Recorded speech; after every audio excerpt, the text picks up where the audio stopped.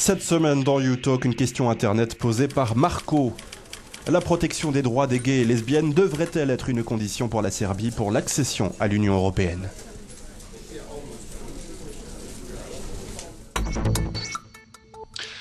Eh bien, pour faire court, ma réponse à Marco est oui, absolument. La protection des droits des lesbiennes, gays, bisexuels et trans dans l'Union européenne est assurément l'une des exigences. Mais pour apporter une réponse plus détaillée, je dirais que fondamentalement, l'Union européenne dispose d'un ensemble de critères pour tous les pays qui veulent adhérer. Ils sont appelés critères de Copenhague.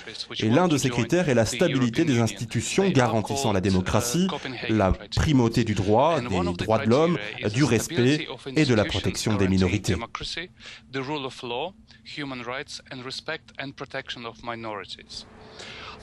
Alors évidemment, les lesbiennes, gays, bisexuels et trans ne sont pas directement mentionnés comme tels dans les critères, mais le respect des droits de l'homme et des minorités est mentionné. Et cela vaut non seulement pour les homosexuels, mais aussi pour les handicapés, les personnes d'origine religieuse ou ethnique différente, etc.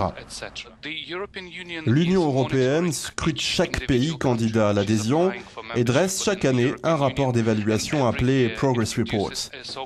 L'ILGA Europe, en collaboration avec ses membres en Serbie, a travaillé très dur pour s'assurer que les questions de la LGBT soient reconnues et mentionnées dans cet état des lieux.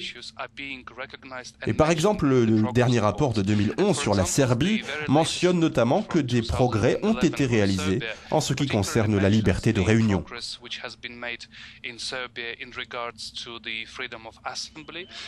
Par exemple, le gouvernement serbe a pris l'engagement et donné l'assurance que la première marche des gays et lesbiennes se tienne sous protection policière renforcée.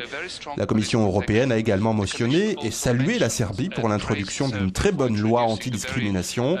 Dans le même temps, elle a précisé dans ce rapport que la législation à elle seule ne suffisait pas et s'est dite préoccupée par l'attitude très négative du public.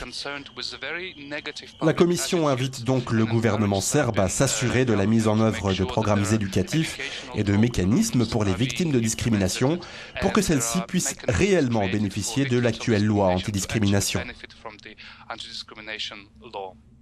Si vous souhaitez vous aussi poser une question, rendez-vous sur notre site internet.